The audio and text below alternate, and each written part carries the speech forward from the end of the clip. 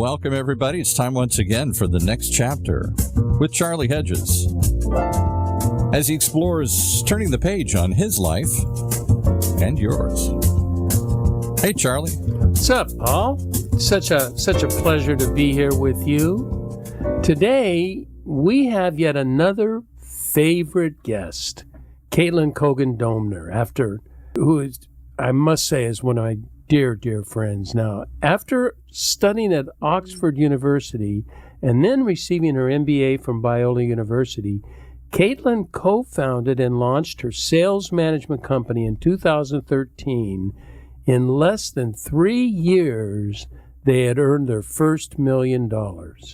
Since then, Caitlin has traveled the world for 2 years with her family of 3 children, a special adventure for any family, especially considering the children were 5 to 9 years old. You know, Paul, 2 qualities attract me to my dearest friends. I like intelligent people, and I like interesting people. And as everyone will soon find out, Caitlin excels at both. So let's discover more about Caitlin Cogan Doemner as we delve into the fascinating idea of authenticity as a moving target. Caitlin, my dear friend, welcome back to the next chapter with Charlie. Oh, I'm always so glad to be here, Charlie. I love our conversations. I know they are such fun, and I am keenly interested in talking about this topic, as I wanted to head this direction, but it sort of emerged in a conversation we had earlier. And as we were talking about, authenticity evolves, and we're calling it a moving target. And I know, because Paul reminded me before the show, that almost sounds like an oxymoron, but it's not. Now, before we get into the subject, I would like you to tell us a bit about traveling the world with 3 young children. Thank you. Yeah, we traveled from 2021 through just now 2024, so about 3-year journey just after COVID was still going, but we decided, you know what, to heck with it. We're taking off. The kids are at home. We work from home. Why not do this on the road? So we went across the United States for 6 weeks.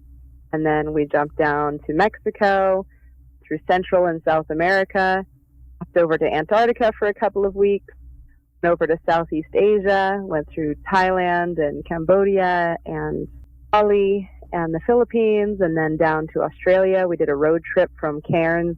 We did the Great Barrier Reef, road tripped in an RV down to Sydney, where we got to climb the Harbour Bridge.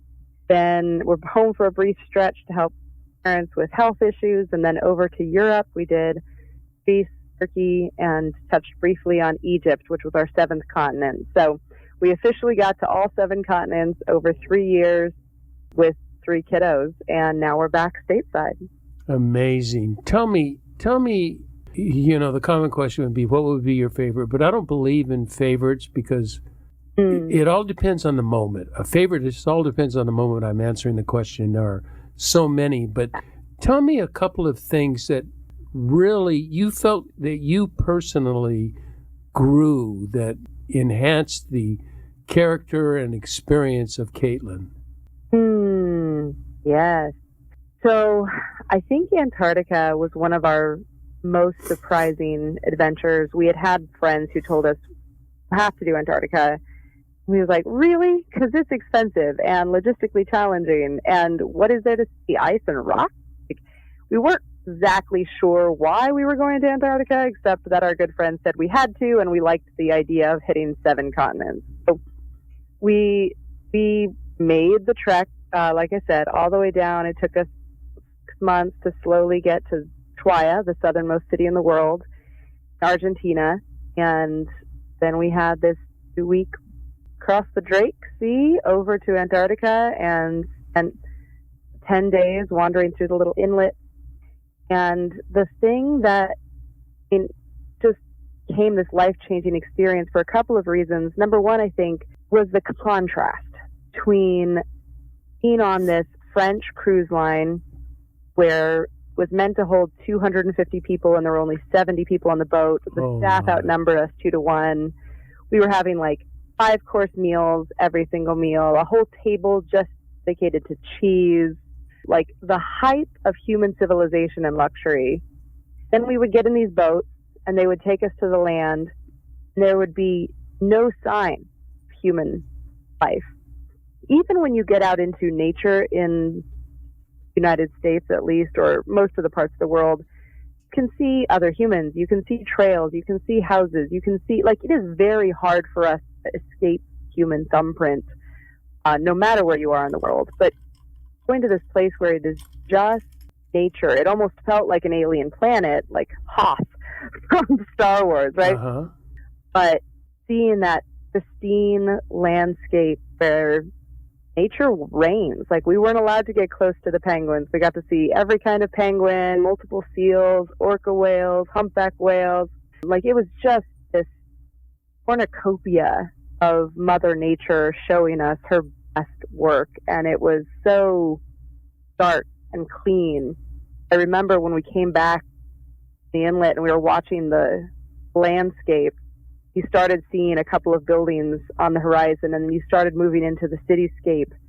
I was just like, man, it feels like we are polluting, like just building buildings, but it felt like we were intruding on this beautiful sacred space. And it was that contrast of, I think anytime you visit a foreign country and you come back to your own, there's sort of this culture shock.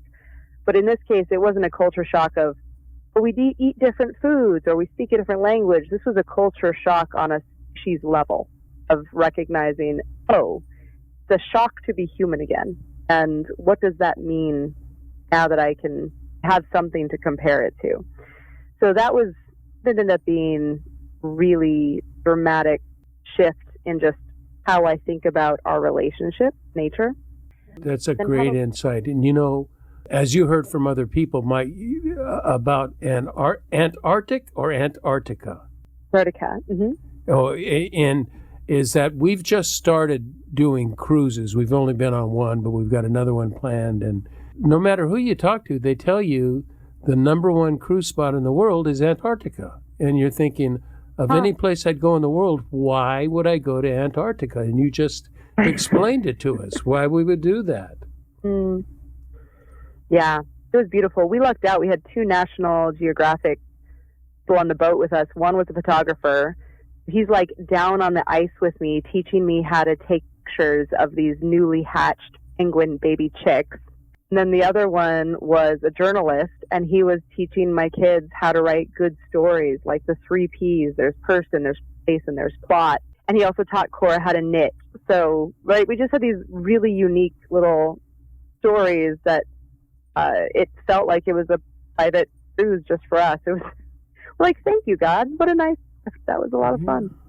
And it just reminds you, you know, in our cynical world, how kind and generous people can be. When you get out of the skyscrapers and the city clutter and all of the worries of everyday life, when you're just humans being with one another, how humans can be so wonderfully human.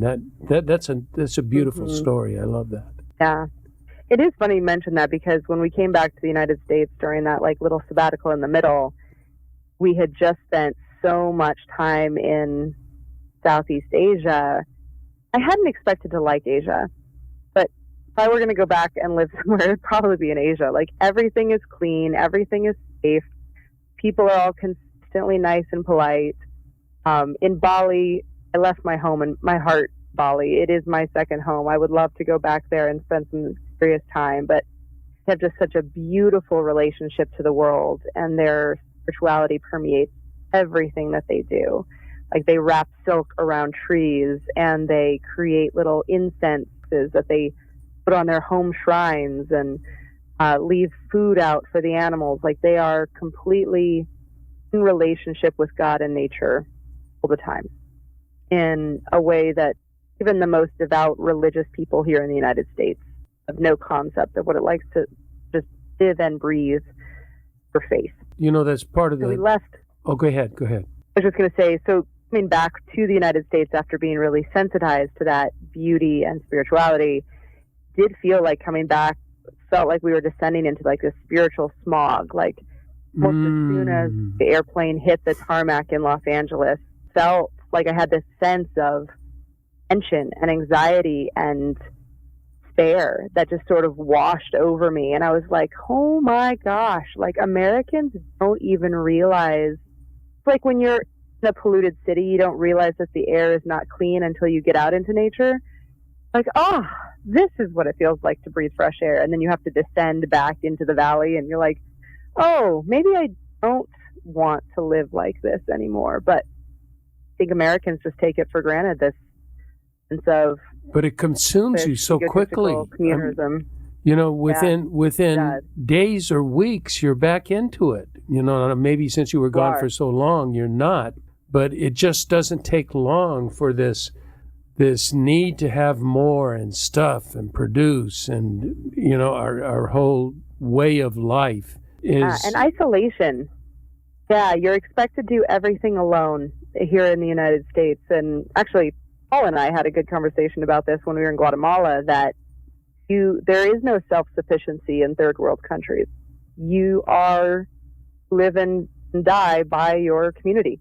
Still that sense of almost tribalistic network where, like we broke down on the side of the road and somebody just came and helped us. Like, wasn't even a question. Like, that's just what you do. Complete stranger, but it's human-driven economy as opposed to the United States, which I would say since the Industrial Revolution has moved to a task-oriented economy, and now we don't value human beingness, we value human doingness.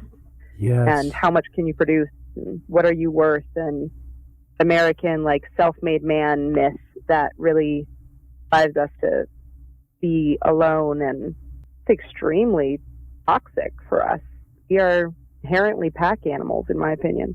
You remind me of the beautiful poet Naomi Shahid Nye has a very famous poem called Kindness, and she was somewhere in South America, and she was on a bus, and they lost all their money, they lost all their belongings, and the opening lines of Kindness says, "You can't know kindness until you lose something. And then you discover the kindness of the people around you that help you survive." I've always just thought that was such a beautiful poem. Well, we could talk the whole show on this, but I want to move into our subject, and that's about authenticity. And, excuse me, authenticity has almost become cliche, but no, not almost. Authenticity has become cliche. And yet it is so essential, I think. And somewhere in your writings, I recall, I jotted down notes that you indicated your job is to guide clients back to their authentic self. Mm-hmm. Now, with that, I want to get right into the muckle or mud of the matter. When you refer to authentic self, which again is kind of cliche, I'd like to throw in a wrinkle, Caitlin, and see what you think. When you talk about the authentic self, I want to ask you which one, because personally, I believe such a thing is always in the process of evolving. Mm-hmm. And it might be even more complicated than just evolving. When you said which of your authentic self, I'm studying internal family systems, which is this idea that you have all of these parts and each one has its own voice and role inside of your psyche to keep you safe, to drive you forward, like almost like a Pixar film with Inside Out. And then there is this all still voice that is in the middle of the chaos and listens to each of the voices, makes the final decision. Kind of getting to that core, I think, is where I was going with that. But I love this idea of evolves, because I think you're absolutely right. Over time, consciousness grows, our awareness grows, our connection to the divine grows, and the thing that we thought of as ourselves is different than we used to be. Yes, absolutely. was in a discussion with some people, and one of the people in the group said she knew a senior in high school that had finally discovered his authentic self. And those of us in the group sort of, a high schooler, an authentic self, you can't say that. But you really can, because a high schooler does have an authentic self. There is an authentic self in there. But I like to look at it as a process of discovering our authentic self, as a process of unlayering. When I went to see the Northern Lights, you have to, as you did in the cold, you dress in layers. You have to put layers on, and then you unlayer piece by piece. That's sort of like discovering our truest inner authentic self, is that we're all like artichokes, and we're peeling off layers of those artichokes all throughout our life until you begin to get my age, which I'm proud to announce. I'll probably be saying it every podcast that this is my 3/4 century birthday. So, I'm getting closer to that pulp. I'm getting closer to that, what is that true inner self? But, what I thought was me a decade ago is similar to who I think I am today, but it is not, there are significant differences. And I think we go through life finding our authentic self, discovering more about who we are, and then realizing there's something else to that. Seems like that might resonate with you. Oh, absolutely. And I love the analogy of an artichoke, because it's not like each leaf is not part of the artichoke, right? You pull off each leaf, you nibble that tender little bit at the bottom. That tender little bit is the heart of the artichoke. Now, you only get a small little sample of it, and then you throw the rest of the leaf away, because that's not part of the artichoke. It's not the sweet goodness that you're trying to get to, but like each of yourselves that you have been up till this point did. It had just a taste of the real you, hopefully just enough to keep you still eating the artichoke, right? Because the idea is that we do want to be on this continuous discovery of increasing self-awareness, self-knowledge, and I think as sparks of the divine, made in the image of God, our souls are as close to infinite as we can come up with in this reality. So you're never going to full depth of who you are. That's the well without a bottom. Is there any other aspiration that's worth pursuing in this lifetime? I don't know. Boy, you really added to that metaphor. I like that there are pieces of the core within each bite, but and each time, there's more and more is to be revealed. I believe it was Julian of Norwich that wrote that God created us incomplete so that we could, in our life experience of learning to love, we could grow to completeness. And that growing to completeness is part of the will of God. It's like, where in the Sermon on the Mount, Jesus quotes, it's written in many Bibles, be perfect be perfect as your Father in heaven is perfect. That's a bad translation because the noun is teleos, which means complete or whole. Be whole as your Father in heaven is whole. That just changes the whole context of what that is. It gets away from laws and rules and into essence and being. Mm-hmm. Yeah. So here's what I want to try. I'm going to try something I've never done before. I love trying something I've never done before. And you know how I love Rick Rubin and his book, The Creative Act. I lifted 3 quotes from his book, The Creative Act, and I lifted 3 quotes that allude to our truest inner self in the Rick Rubin style of writing. And so what I'd like to do is read a quote, and then your job is to help us understand what you think Rick is talking about. Does that sound okay to you? Fun. It's like It's like we're having a three-way conversation with Rick. I love this. We are. Yes, it would be wonderful to have a three-way conversation with Rick. So the first quote goes like this, and I'll read it. I may have to read it a couple times because there's a couple of sentences. And he writes this: "The goal is to turn off the conscious mind and follow your impulses. If we were to learn anything, it would be to free ourselves from any beliefs or baggage or dogma that gets in the way of us acting according to our true nature." Turn off the conscious mind, follow impulses, and free ourselves from beliefs, baggage, or dogma that get in the way of acting according to our true nature. What does that mean to you? Yeah. It reminds the first thing that comes to mind is the Jill Bolt Taylor TED Talk. She had a stroke and the left hemisphere of her brain basically shut down. She got to experience life almost exclusively in a right brain state. And I'll have to listen to it at some point, but she describes it as like there was no boundaries, right? Our left hemisphere is language, linear, but I think he's referring to as our conscious mind. These are the thoughts about our existence as opposed to the experience of existence itself.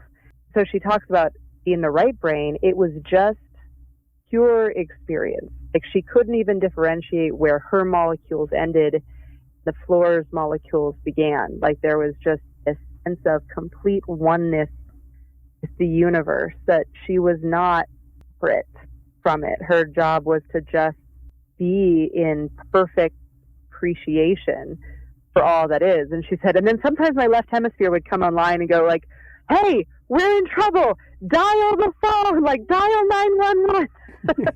Right? So it's not to say that our left hemisphere doesn't have a really important part to play in our survival experience, but in this discovery of who am I think it's very easy for us to live in that left hemisphere conscious self where people have told us, this is who you are, this is who I am. And there is a difference between these pronouns, and we are instituting difference between you and I. That feels very real, right? I can look at your body and I can look at my body. I'm like, well, we're not occupying the same space, so clearly we can't be the same person. And things like that, right? That's a very practical example, but we have gender division right now. We have racist division. We have religion division. Like we have political division. There's so many opportunities for us to believe in these dogmas and concepts that cause us to find ourselves as what we are not. Like, I am not male. I am not God. I am not this. And trying to define yourself in the I am of, well, I am wife, I am a mother, I am Christian, right? Like, okay, that's great, but we're still discussing ourselves in relationship to things, and those things might be a job, I am an entrepreneur, or they might be things like a religion, like I am a Christian, or it might be things like people, like I am a mother. These are still external things that we're using triangulate our position in the universe. And so trying to get to this sense of an I am that is, be the I am that I am, right? Is the nature of Godhood, right? There is only the divine is allowed to say, I am that I am, right? And yet, I feel like that's our impulse, is to try and figure out, what do those two words mean? I am. Who am I? And that, I think, is the question that drives us all. It reminds me of a couple of things, a couple of thoughts come to mind. And you know, and I like your information about left and right brain. And I want to find out, after the talk, we'll get that, get where I can listen to that TED Talk about the woman in her right brain. It seems to me the left brain is very, what is called now, dualistic, very binary, very either or. And I loved what you said. We are defined by what we not are, what we are not. And it hit my mind that the left brain wants to tell me what I am, and the right brain wants me to experience who I am. Mm-hmm. And there's a big difference, that the left brain wants to tell us facts and logic, and the right brain says that's not.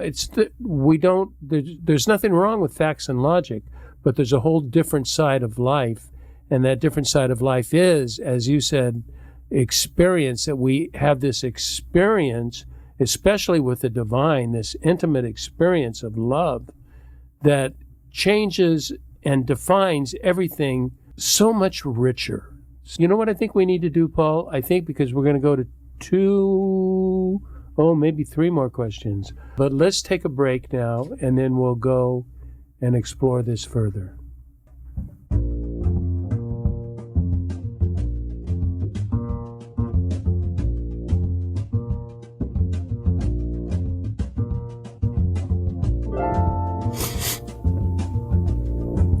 Hi there, this is Charlie Hedges with the Next Chapter with Charlie, and I want to thank you for joining us. Today we have one of my very favorite people on the planet, Caitlin Cogan Doemner, and she is, my 2 qualities of most loved people are intelligence and being interesting, and Caitlin, as you already have seen, is both. So we are going through quotes from Rick Rubin from his book, The Creative Act. And we're discussing these as we explore the idea that authenticity may be fluid. But we're going to talk about that. Okay, so here's a second quote. Ideas have to be seen, heard, tasted, or touched. Give yourself permission to be wrong and experience the joy of being surprised. Allow the work to grow in the direction it seeks, evolve in accordance with its natural state, and have its own life.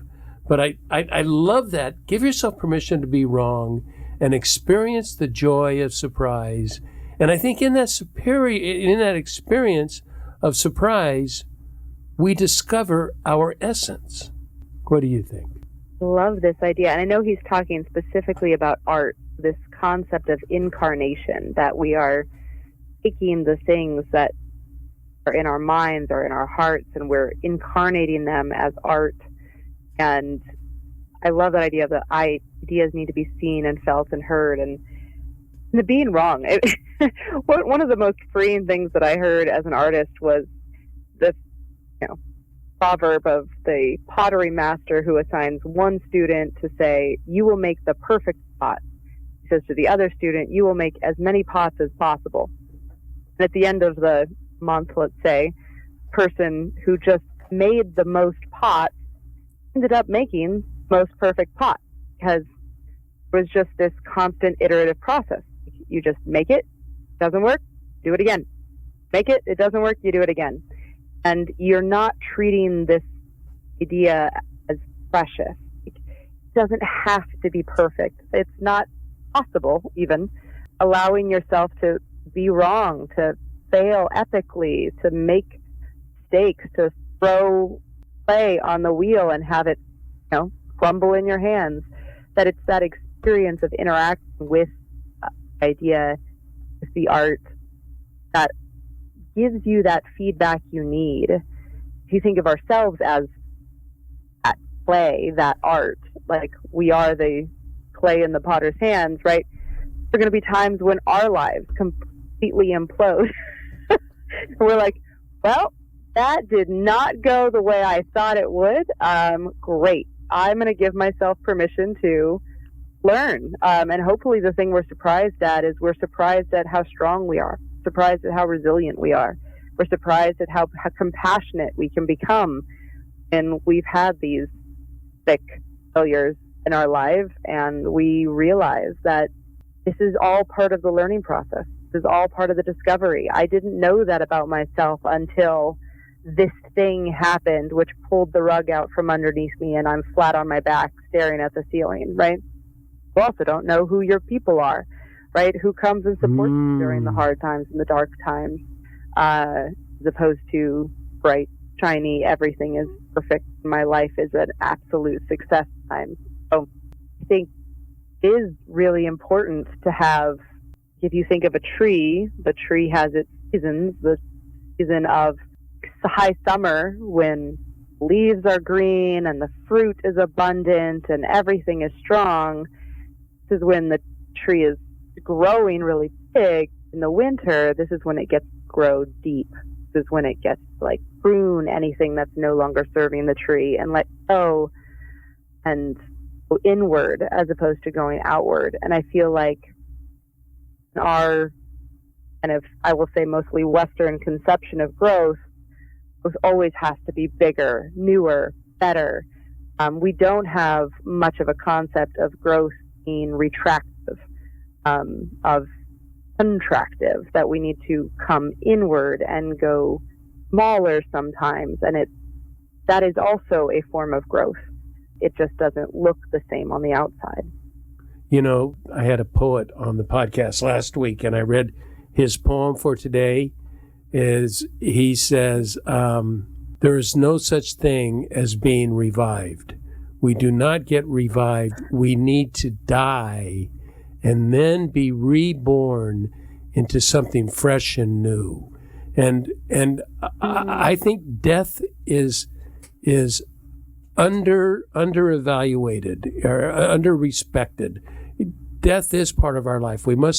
There are parts of our life that we treasure, but we must die in order to become that true person that we're talking about. And I think, you're talking to our listeners who are, going through, whether they're going through suffering right now or they've been through suffering in the past, because all have.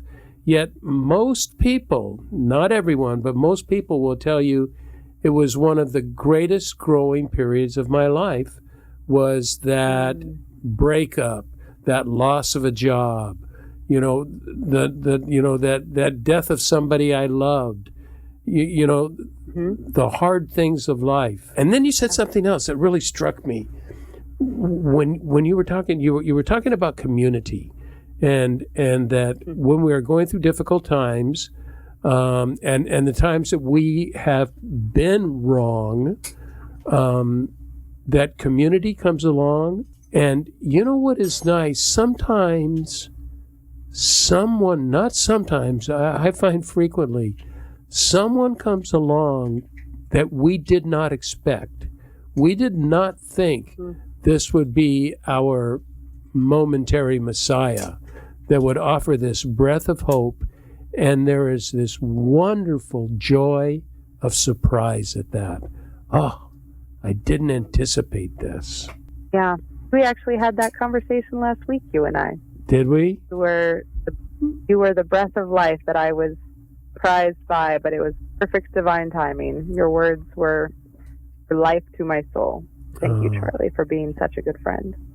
That's very kind of you. That means, I can't tell you how much that means to me. So we've talked about beliefs and baggage and dogma that get in the way. That we have these, you use the word when you come back from Antarctica or a foreign country and you come back to the United States, there's this fog, this cultural fog that gets in it. And I think that's what beliefs and baggage and dogma are more often fog than they are clarity. And you point that out so well. And then this last one where you talked, it's where Rick tells us, give ourselves permission to be wrong. You can't be creative and you cannot be in a growth phase without being wrong. And then experiencing the beauty, the joy of that, being surprised. So let's go to the third quote.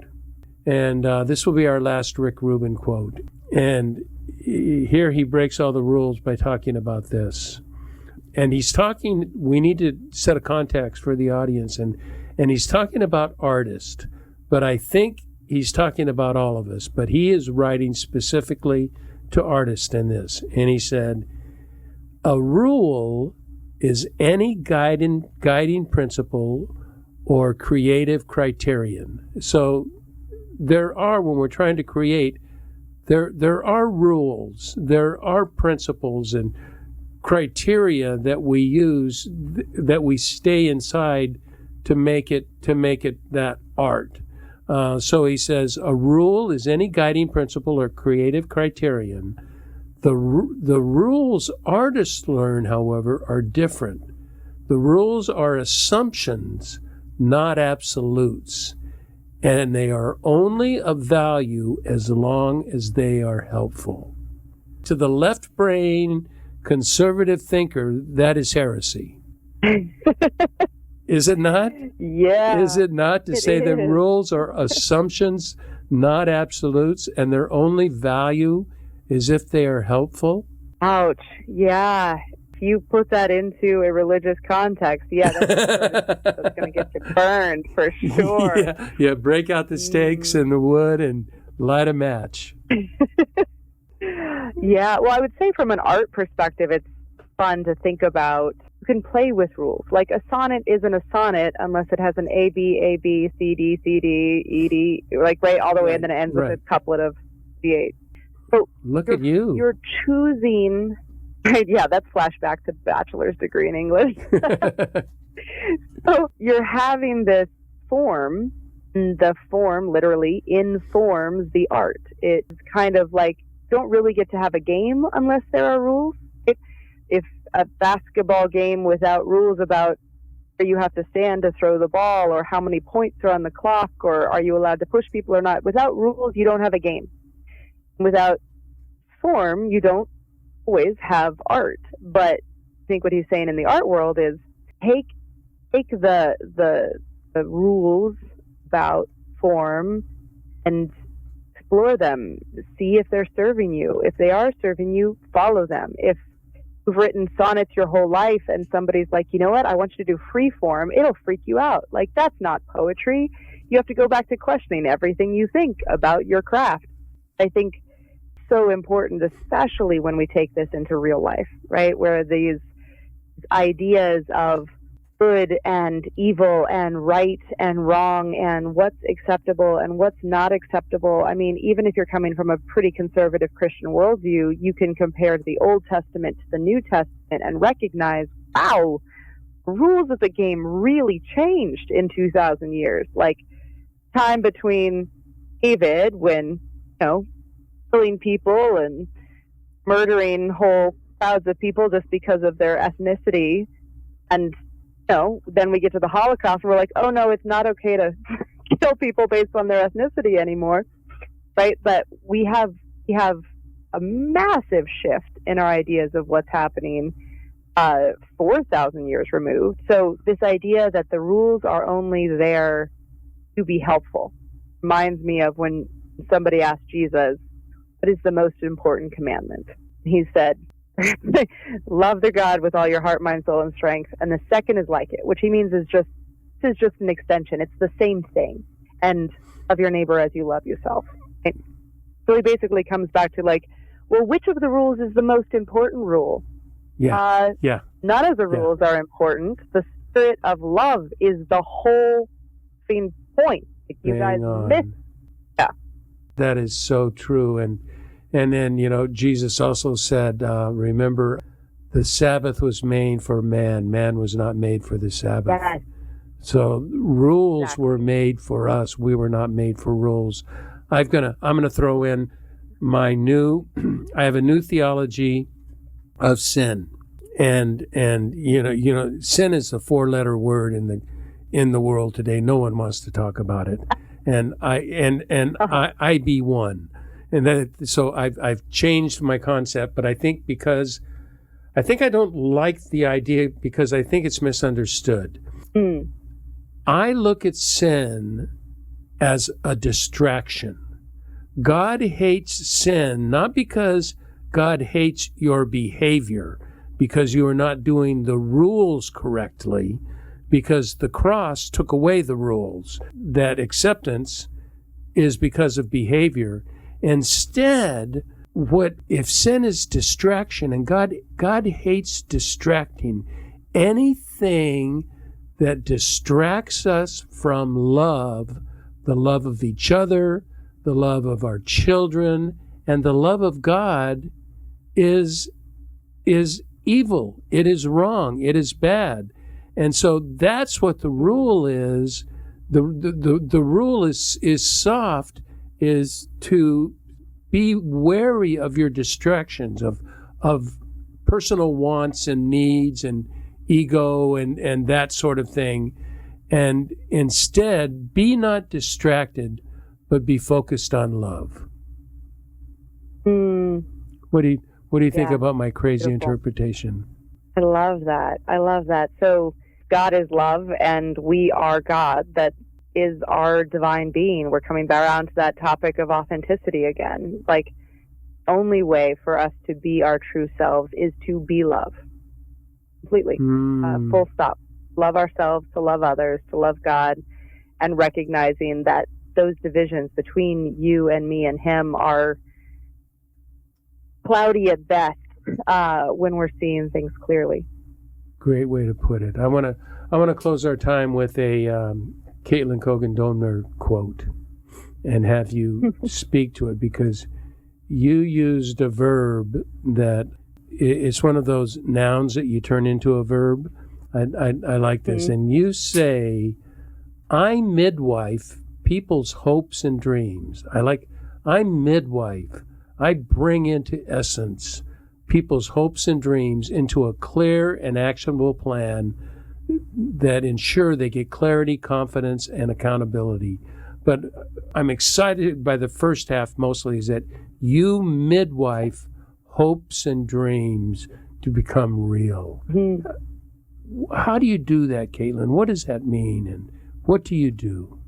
I love this. Thank you. The way I view it is, it's sort of my view of art. Remember I said, like, art is the incarnation of our dreams and our ideas. And so the idea of we are bringing into the world, I think a lot of people have this idea that have something inside of them, an idea, concept, a dream, whatever they call it, but this secret thing that they probably don't even talk about themselves, let alone anybody else, because it's so tender, right? That I've found that when I have my deepest, most true self ideas, they are very resistant to coming out into the light. Like they're like this very delicate, tender experience, and I don't want to expose it to direct sunlight and cold drafts and somebody accidentally sneezing on my little baby. Like, it's such an extension of ourselves, and that it can be really scary bringing that out into the world. And so I love doing is helping them to move from gestation, birthing. Like, you've had this thing inside you. It's time for it to come out. I know it feels scary. This thing that's been growing inside of you and it feel like you're one. Now it's time for it to come out and see if it can live on its own. And as an artist, that's what I've kind of come to believe about my art, is it is my job as the artist to birth the art. Is the art's job then decide whether or not it lives or dies? Right. Right. So if you assume that the muse or divine inspires you, which just means inspires you, right? This idea of that this is kind of a Greek notion, but that the muse would descend upon you and you would conceive, and then you would birth this thing that you and the divine co-created. Believe that the muse goes with your creation, and sometimes it goes out into the world and it melds with a zeitgeist and it becomes this viral global phenomenon, and sometimes you birth it, nobody notices, it just is quietly in your cradle for the rest of your life. You're like, well, didn't do anything, but it's in there and I love it. But that doesn't devalue it. That does not devalue it at all. It is still extremely valuable because it is the true you being birthed into your world. Yeah, that is a part of how you're taking one more leaf off your artichoke. Like, you have to express it. Like, we are creators, made in the image of the Creator. We must create. We must express. It's only in this creation process that we are making our own mirrors where we can see who we really are. That's it. I want to close with that because I think that is beautiful. Making our own mirrors so we can see clearly who we are. And maybe even as we look back at what Rick said, we are filled with joy of surprise at seeing who we really are rather than that self that we tend to despise. Caitlin Cogan Doemner, you're the best. I love chatting with you and love having you on the show. Tell me, how do you want people to get in touch with you so I can put it in the show notes? Yeah, absolutely. My website is ecstaticway.com. ecstaticway.com. And my email is just my name, Caitlin, Caitlin, @ecstaticway.com. You want me to put your email in there? By all means, yeah. Okay, great. Then I'll change my email. Yeah, I hope it gets out of control. That'll be a nice wonderful problem to have. Yeah. Thank you, dear. Okay, I also want to thank all our listeners for tuning into the next chapter with Charlie, and be sure to check out our website. And know this, until next, this is Charlie Hedges signing off. Bye for now.